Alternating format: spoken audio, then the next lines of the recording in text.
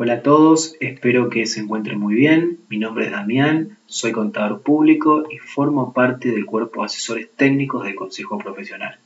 En esta oportunidad, la idea es que revisemos los principales aspectos que debemos considerar a la hora de preparar el estado de evolución del patrimonio neto ajustado por inflación. En este sentido, durante la primera parte de la charla nos vamos a enfocar en el análisis de toda la normativa y luego en la segunda parte del video vamos a desarrollar un ejemplo práctico para ejemplificar todos los aspectos teóricos. Muy bien, entonces comencemos con la presentación. Bueno, en cuanto a los objetivos, como les decía, tenemos el primer objetivo es revisar el tratamiento contable del estado de evolución del patrimonio neto según las normas contables argentinas. Luego es analizar el efecto del ajuste por inflación en dicho estado contable. Y por último vamos a realizar un ejercicio práctico que está enfocado en aquellos entes que califican como pequeños de acuerdo a los parámetros que establece la resolución técnica 41. Es posible que durante la charla se presenten algunas cuestiones legales, pero no es el objetivo de este video revisar la parte societaria, sino que la idea es dedicarnos exclusivamente al tratamiento contable y al efecto del ajuste por inflación en los diferentes rubros que conforman el estado de evolución del patrimonio neto. Bueno, en cuanto al marco normativo profesional que vamos a ir mencionando, tenemos a la RT8 como norma general de exposición, la RT número 9 y 11 que son las normas particulares de exposición, la RT9 para entes comerciales, industriales y de servicios, la RT11 para los entes sin fines de lucro. También vamos a ir viendo algunos conceptos de la RT16 sobre el patrimonio neto, los aspectos de medición de la RT41 para entes pequeños, la resolución de Junta de Gobierno número 539 de la Federación que reanuda la aplicación de la RT6 junto con la resolución 107 de nuestro Consejo Directivo que es la norma que adopta a la resolución 539 de la Federación. También, por supuesto, vamos a ver algunas cuestiones de la RT6, que es la norma específica sobre el ajuste por inflación, y las guías que emitió la Federación sobre ajuste por inflación. Bueno, en cuanto a la RT8, comenzamos por esta norma que es la norma general. En su capítulo quinto nos indica que el estado de evolución del patrimonio neto informa la composición del patrimonio neto y las causas de los cambios ocurridos durante los periodos presentados en los rubros que lo integran. En relación a su estructura, establece que las partidas integrantes del patrimonio neto deben clasificarse y resumirse de acuerdo con su origen en aporte de los propietarios o asociados para el caso de entes sin fines de lucro y resultados acumulados. El capital debe exponerse discriminando sus componentes tales como aportes de los propietarios o asociados a su valor nominal y el ajuste por inflación de estos.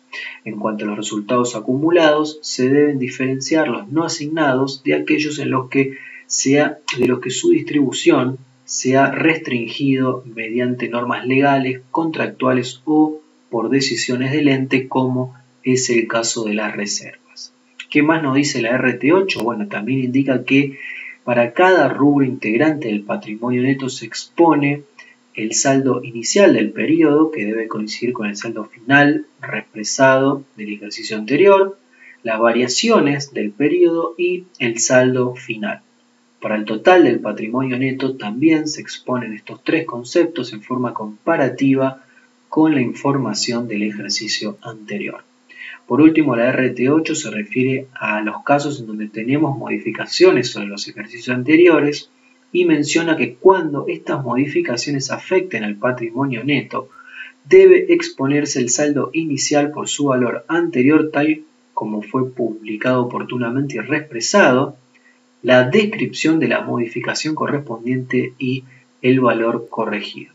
Es decir, que vamos a tener el saldo al inicio del ejercicio, que va a ser el saldo al cierre del ejercicio anterior, represado moneda homogénea de cierre del cierre del ejercicio actual. La modificación del saldo producto del área represado a moneda homogénea de cierre y el saldo al inicio modificado, que va a ser la sumatoria del saldo al inicio del ejercicio más la modificación del saldo, todo represado a moneda de cierre. Por supuesto que esta modificación tiene que describirse por medio de la información complementaria, es decir, que vamos a tener que hacer una nota explicando el motivo de la modificación realizada. Continuando con el análisis de nuestras normas profesionales, la RT número 9 reafirma que las partidas integrantes del patrimonio neto deben clasificarse en aportes de los propietarios y resultados acumulados, como podemos ver en la pantalla. Tenemos entonces por un lado los aportes de los propietarios y por el otro los resultados acumulados. ¿Cuáles son las partidas que integran cada rubro? Bueno, en cuanto a los aportes de los propietarios tenemos el capital suscrito y el ajuste del capital porque, como mencionamos anteriormente, el capital se expone discriminando su valor nominal del efecto inflacionario. Tenemos los aportes irrevocables que más adelante vamos a explicar que deben cumplir con ciertas condiciones para considerarlos como tales. Y por último, dentro de los aportes de los propietarios tenemos a la prima de emisión que la RT9 indica que se expone por su valor represado. ¿Qué partidas conforman los resultados acumulados? Bueno, tenemos las ganancias reservadas, que son aquellas ganancias retenidas por voluntad del ente o por disposiciones legales. Este es el caso de la reserva legal, la reserva estatutaria, facultativa o cualquier otra reserva creada para cumplir un fin específico del ente. Luego tenemos los resultados diferidos, que son aquellos resultados que se imputan directamente a rubros específicos del patrimonio neto, como es el caso del saldo por revaluación que se genera cuando aplicamos el modelo de revaluación. Y la última clasificación dentro de los resultados acumulados son los resultados no asignados, que como su nombre lo indica son aquellas ganancias o pérdidas acumuladas sin asignación específica. Bueno, aquí tenemos el modelo del estado de evolución del patrimonio neto que se encuentra en el anexo de la RT9 con todas las clasificaciones que hemos analizado. Arriba de todo tenemos el título y después la referencia al ejercicio anual que se está cerrando. Y fíjense que en color rojo le agregué la oración en moneda homogénea para adecuarlo a los cierres que estamos preparando en este momento. Este modelo se los dejo junto con el material, así lo pueden utilizar en sus balances. Otra norma profesional que describe conceptos del patrimonio neto de un ente es la resolución técnica número 11, que es la norma para entes sin fines de lucro, como pueden ser asociaciones civiles, fundaciones y organismos paraestatales. Bueno, en este caso la clasificación se divide entre los aportes de los asociados y el superávit o déficit acumulado. Dentro de los aportes tenemos el capital, que también se expone discriminando el valor nominal del ajuste del capital, ¿no? Y los aportes de fondos para fines específicos. Y dentro del superávit o déficit acumulado encontramos los superávit reservados, los no asignados y los diferidos. Al igual que la RT9, sobre el final de la RT número 11 encontramos un anexo con los modelos de los estados contables a utilizar y allí se encuentra el modelo del estado de evolución del patrimonio neto. En este caso, además de agregar en color rojo que se presentan en moneda homogénea, también agregué una columna para el ajuste del capital porque el actual modelo que se encuentra en el anexo de la RT11 no lo contempla, ya que cuando se emitió dicha norma no estaba vigente el ajuste por inflación. Este modelo también se los adjunto junto con el material para que lo puedan aprovechar en sus balances. Siguiendo con el estudio del patrimonio neto en las normas contables profesionales argentinas, la resolución técnica número 16 señala en relación a los movimientos en el patrimonio neto que algunas operaciones no alteran la cuantía del patrimonio neto y entre ellas se encuentran, por ejemplo, la emisión de acciones o cuotas partes para que el capital quede representado por un mayor número de ellas, las reservas de ganancias por razones legales o contractuales o por mera voluntad de los propietarios, las capitalizaciones de ganancias y la absorción de pérdidas mediante la reducción de capital. Estos movimientos cualitativos o permutativos son reclasificaciones en donde solo participan cuentas del patrimonio neto. Por otro lado, encontramos a los movimientos cuantitativos que sí modifican el total del patrimonio neto y en donde pueden participar cuentas del activo, del pasivo o de resultados,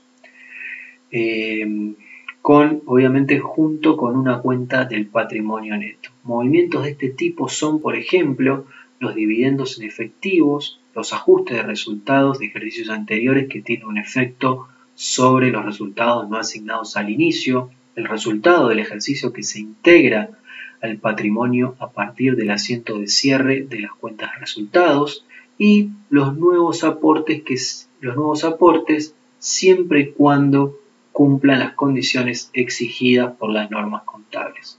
Este tema lo vamos a ver en las próximas pantallas cuando hablemos de aportes irrevocables.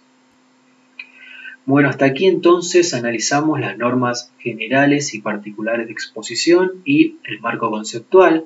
Ahora entonces pasemos a ver qué es lo que establece la RT41 para saber cómo debemos reconocer y medir las partidas del patrimonio neto. Dentro entonces de los aportes de los propietarios tenemos el capital suscripto, los aportes irrevocables y las primas de emisión. En cuanto al capital, la norma indica que un ente reconocerá la emisión de acciones, cuotas partes u otros instrumentos de patrimonio neto como capital en el momento en que sean suscriptos por los propietarios y se hará por su valor nominal. Como podemos ver acá, se continúa con el criterio del RT8 y 9, es decir, que el capital lo exponemos a su valor nominal y por otro lado vamos a tener en cuenta la cuenta ajuste de capital para reflejar el ajuste por inflación. La otra partida que tenemos son los aportes irrevocables a cuenta de futuras suscripciones de acciones. Aquí la norma indica que estos aportes deben considerarse como patrimonio siempre y cuando hayan sido efectivamente integrados, surjan de un acuerdo escrito entre el aportante y el órgano de administración del ente y que estos aportes hayan sido aprobados por la asamblea de accionistas u órgano equivalente. ¿Cómo los vamos a reconocer? Bueno, ahí la norma indica que estos aportes se miden por el valor en que sean reconocidos inicialmente los activos incorporados.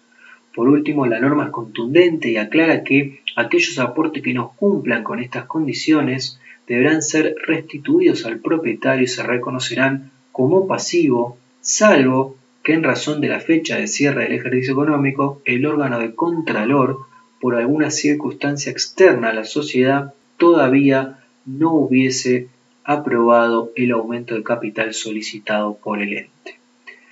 Aquí entonces es muy importante cumplir con todos los aspectos legales. Por ejemplo, uno de los requisitos que establece la Resolución General 7 del 2015 de la Inspección General de Justicia es que los aportes irrevocables deben capitalizarse dentro del ejercicio económico contado desde la aceptación del aporte por el órgano de administración de la sociedad. La última partida que tenemos dentro de los aportes de los propietarios son las primas de emisión que se medirán en las suscripciones de capital por la diferencia entre el aporte y el valor nominal del capital suscripto. Continuando con la RT41, dentro de los resultados acumulados vamos a encontrar a las ganancias reservadas, que son las ganancias retenidas por el ente por disposiciones legales, estatutarias u otras, o por explícita voluntad social, y se medirán de acuerdo con el valor establecido en el acto que decidió su asignación. Por otro lado, tenemos los resultados no asignados, es decir, aquellos resultados que no tienen una asignación específica y que los cambios en su saldo pueden surgir por aportes irrevocables que sirvan para absorber pérdidas acumuladas. Estos aportes efectivamente integrados modifican los resultados acumulados siempre que hayan sido aprobados por la asamblea de accionistas u órgano equivalente del ente. También tenemos a las distribuciones a los propietarios. En este caso, la empresa va a reducir de los resultados no asignados las distribuciones que decidan los propietarios. Un tema muy importante a tener en cuenta en este punto es que los honorarios de directores o socios gerentes no representan distribuciones y deben ser reconocidos como costos del periodo en que dichas personas prestan sus servicios, independientemente que desde el punto de vista formal lo apruebe una reunión de socios o asamblea posterior. Algunas empresas no consideran los honorarios como un gasto operativo de la sociedad, sino que directamente son tratados como una distribución más de los resultados no asignados. Esto no es correcto. Los honorarios de directores o socios gerentes no representan una distribución de la asamblea, sino que se deben calcular en base al resultado contable que la empresa obtuvo por las operaciones del ejercicio actual. Con respecto al ajuste por inflación, se deben ajustar en el estado de resultados como un gasto. Para profundizar más sobre este tema, les recomiendo que se descarguen desde la página del Consejo una colaboración técnica que realizó el doctor Oscar López, en donde se explica claramente cuál es el tratamiento correcto de los honorarios de directores o socios gerentes. Otra cuestión que se nos puede presentar son las transferencias desde los resultados no asignados hacia los aportes de los propietarios cuando se apruebe la capitalización por parte de la asamblea, y también podemos tener transferencias hacia las reservas.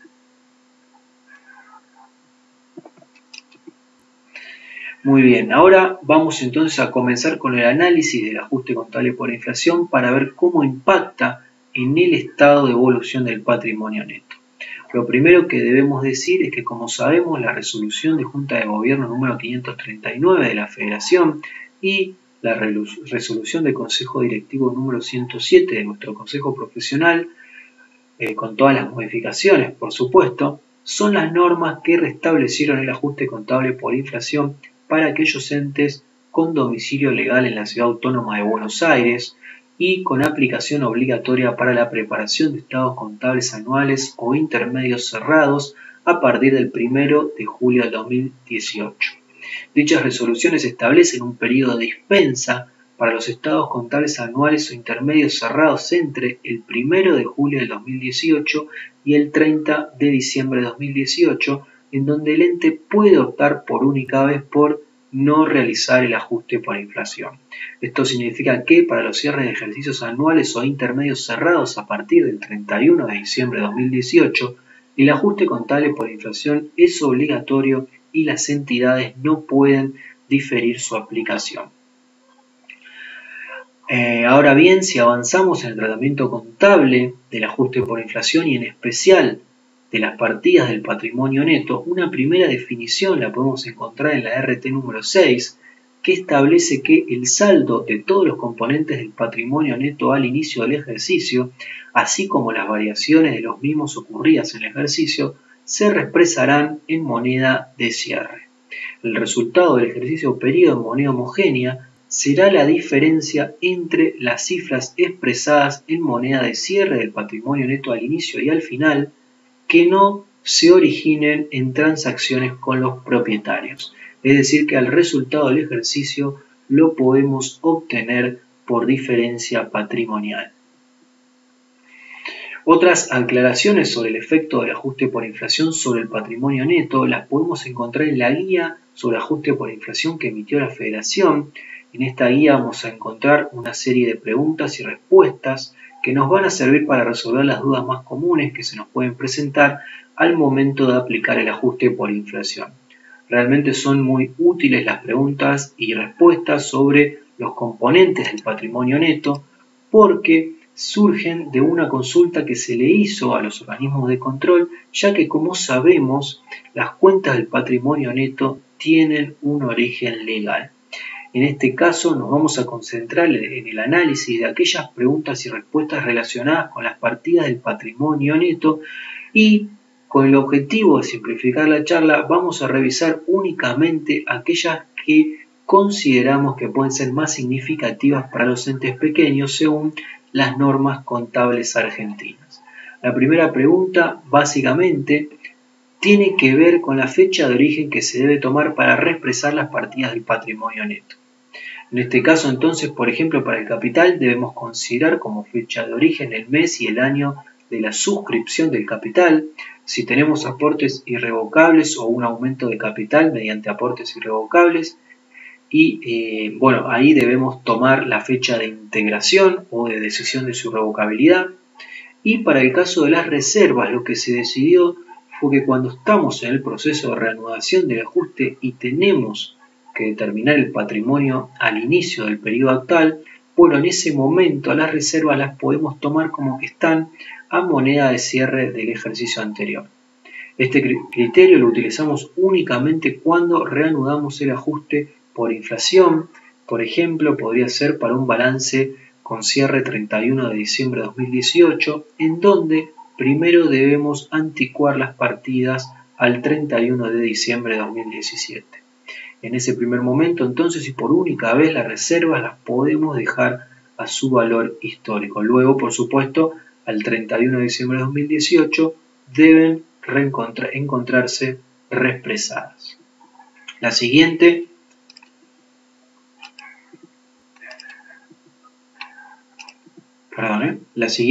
pregunta que encontramos es en relación a cómo deben reexpresarse los nuevos aportes de los propietarios y la respuesta es desde la fecha de suscripción.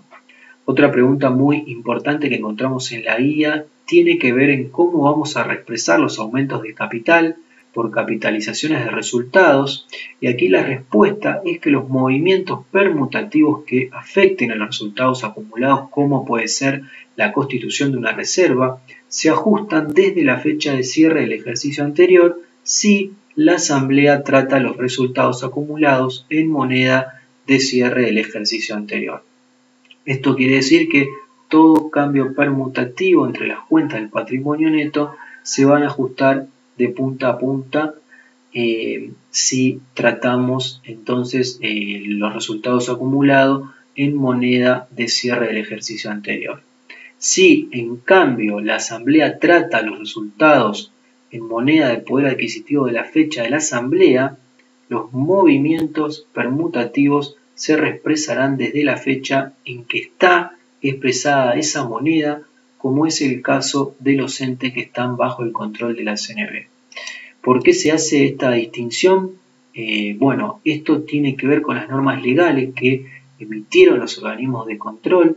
En el caso de la Inspección General de Justicia, la Resolución General número 10 del año 2018, es la norma que vuelve a exigir la presentación de los estados contables en moneda homogénea y en donde las distribuciones se deben realizar de acuerdo a los importes que surgen del último balance ajustado por inflación. Otro criterio fue el que decidió la Comisión Nacional de Valores, quien por medio de su resolución 777 obliga a tratar la distribución de utilidades en moneda del mes anterior de la fecha de la asamblea. Bueno, y la última pregunta de esta pantalla se refiere al aumento de las reservas, en donde vamos a tomar el mismo criterio que explicamos en la respuesta anterior. Continuando entonces con estas preguntas y respuestas, la próxima hace referencia a cómo debemos reexpresar la disminución de los resultados acumulados por movimientos modificativos, como puede ser una distribución de dividendos en efectivo. En este caso, la respuesta es que lo debemos reexpresar desde la fecha de la asamblea que tome la decisión. Esta respuesta también es muy importante y la debemos tener en cuenta al momento de ajustar los movimientos modificativos dentro del patrimonio neto.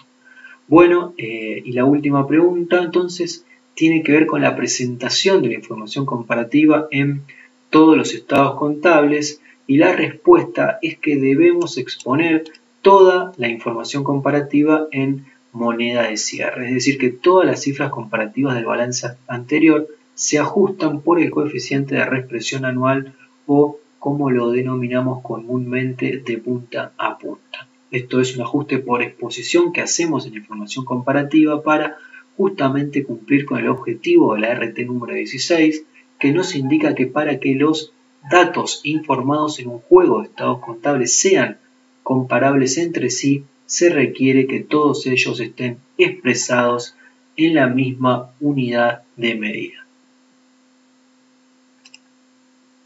Bueno, ahora sí vamos a trabajar en un mini caso práctico sobre el armado del estado de evolución del patrimonio neto ajustado por inflación para poner en práctica todo esto que estuvimos conversando hasta ahora.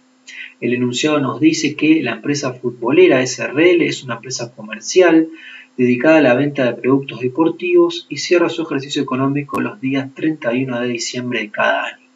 Inició su actividad en febrero del año 2016 y al cierre del 2020 reexpresa sus estados contables aplicando la RT6. También nos dicen que aplica como norma contable la RT41, ya que en función de sus ventas califica como ente pequeño y al cierre del ejercicio económico 2019, sus estados contables fueron expuestos a moneda de cierre del 2019 y se reexpresaron todas las cifras comparativas a moneda homogénea de 2019. Después nos dan los saldos totales y ya ajustados del activo y del pasivo al 31 de diciembre de 2020 y también nos dan como dato el resultado del ejercicio. Tenemos los índices y los coeficientes también como datos del enunciado. Acá por una cuestión de simplificación vamos a trabajar directamente con los coeficientes, pero teniendo los índices también los podríamos determinar siempre dividiendo el índice de cierre sobre el índice de origen de la partida. Tenemos después el saldo de los resultados no asignados según los estados contables al 31 de diciembre de 2019 y por último nos dicen que el 26 de mayo del 2020 se celebró la reunión de socios y a partir del resultado no asignado al ejercicio anterior se decidió por un lado una distribución de dividendos en efectivo por 90.000 pesos y por otro lado se decidió destinar 9.099,40 para una reserva facultativa.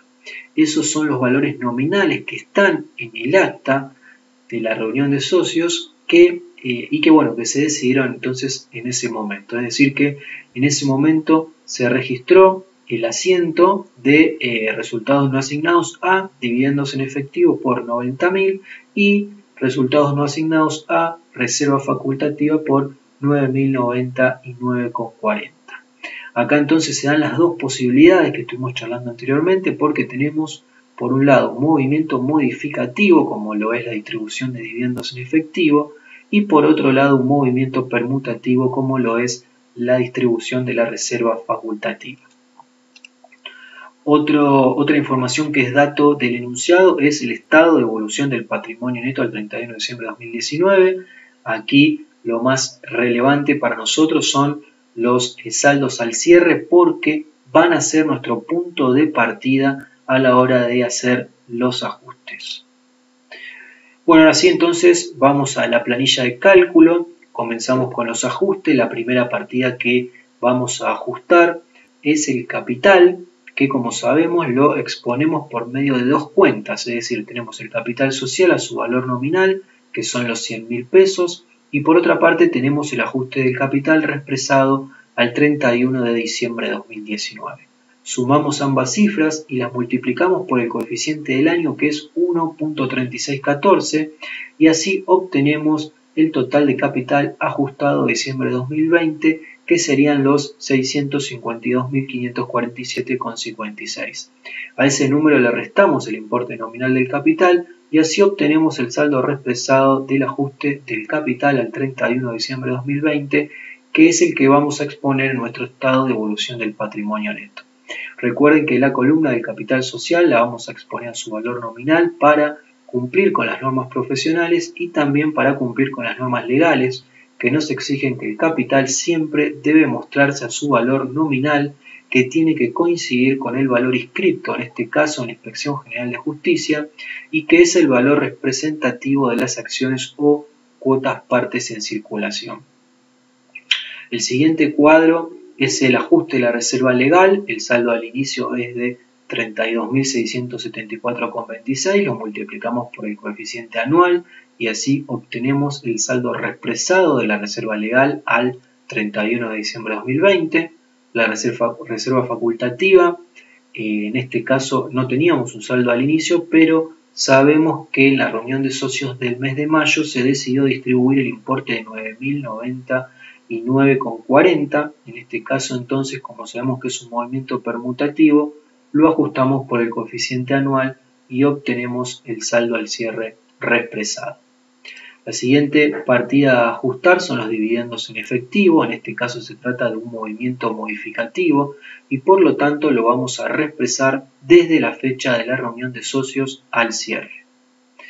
Tenemos entonces los 90.000 y los multiplicamos por el coeficiente que surge de dividir el índice de diciembre de 2020 sobre el índice de mayo de 2020, que es la fecha que se realizó la reunión de socios. Multiplicamos y obtenemos el saldo represado que vamos a exponer en el estado de evolución del patrimonio neto. Por último, tenemos el ajuste de los resultados no asignados. En este caso tenemos el saldo al inicio y lo represamos por el coeficiente anual y esa cifra, que en este caso son los 134.914,51, es la que vamos a considerar como saldo al inicio en el estado de evolución del patrimonio neto al 31 de diciembre de 2020. Luego a ese valor le vamos a restar los saldos represados de la reserva facultativa y de la distribución de dividendos en efectivos para poder obtener el saldo represado de los resultados no asignados al cierre, que nos van a servir para poder determinar el resultado del ejercicio por diferencia patrimonial. ¿Cómo vamos a determinar el resultado? Bueno, aquí entonces tenemos la fórmula. Lo que vamos a hacer es el total del activo represado menos el total del pasivo represado y obtenemos el total del patrimonio neto.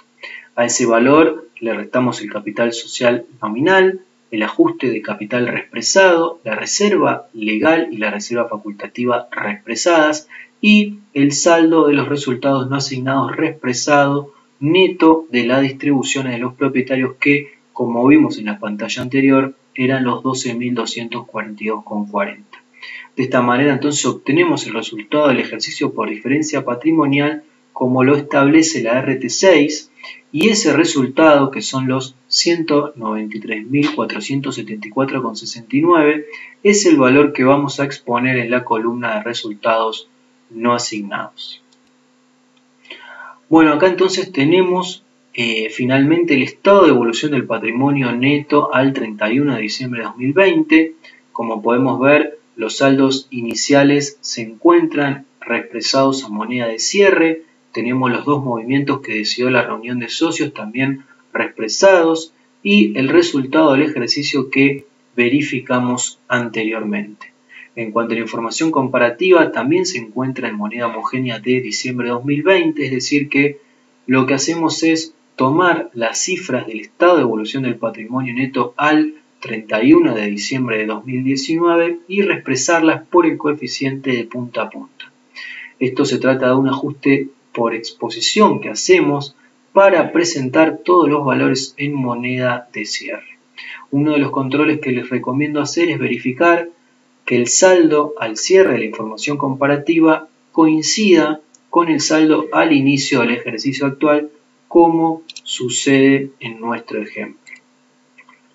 Muy bien, entonces para finalizar y a modo de ejemplo, acá tenemos el asiento que correspondería realizar en el libro diario por el ajuste por inflación únicamente de las partidas del patrimonio neto, es decir, las cuentas del patrimonio neto.